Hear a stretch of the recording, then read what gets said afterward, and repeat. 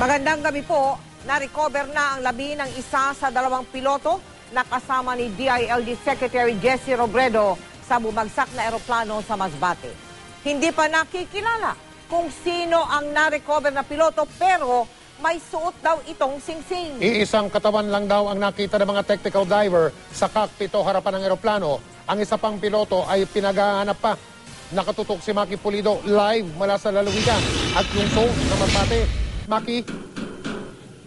Mel, Mike, pasado alas 6 ng gabi nang maiahon ang labi ng isa sa mga piloto. Iisang labi ang nasa loob ng cockpit ng bumagsak na Piper Seneca plane. Na-recover ang labi ng isa sa mga piloto matapos maiangat ang plane wreckage sa lalim na higit sa 60 feet.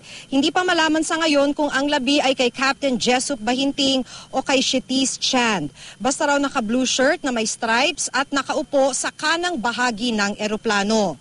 Idiniretso ang labi sa punerarya, hiningi na lamang sa mga kaanak ng mga piloto na dun na magpunta para sa pagkakakilanlan ng labi. Ayon kay Defense Secretary Voltaire Gazmin, ipagpapatuloy pa rin naman ang retrieval operation para sa nawawala pang labi ng isa sa mga piloto pero scaled down na kumpara sa mga nakaraang araw.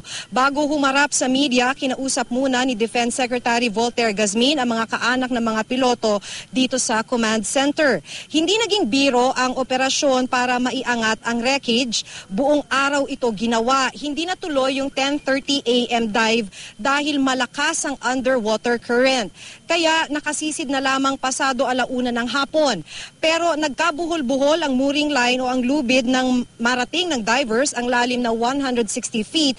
Medyo malapit na sa plane wreckage. Kaya't bumalik sa pagsisid pasado alas 3 na ng hapon. Kaso habang inaangat, naglusen ang tali sa eroplano. Hindi lang ito muli bumulusok pabalik sa seabed dahil nanatili ang tali na kinabit kahapon ng German diver na si Danny Brumbach. Sabi nga ni Major General Ed Del Rosario, it was the rope that saved the day. Sumisid uli ang mga diver mag-aalas 5 ng hapon para matali uli ang mooring line. Tagumpay ito kaya tuluyan nang naiangat ang eroplano. Hahatakin ng plane wreckage malapit dito sa Pampang at dito na magte-take over ang CAA para simulan ang crash investigation. Mike? Ano ang dahilan kung bakit hindi pa nakikilala yung katawan o bangkay na nakakuha doon sa eroplano sa puntong ito, Maki? Well, Mike, of course, ilang araw na kasi na underwater itong labi ng piloto na natagpuan. So, hindi ganun kadali yung identification. Kaya ang sinasabi na lamang nila ngayon ay kung ano yung suot nitong natagpuan na labi ng isa sa mga piloto at kung saan siya nakaupo. Tinanong natin kanina na di ba ang SOP sa may kanang bahagi ng eroplano, umuupo ang co-pilot.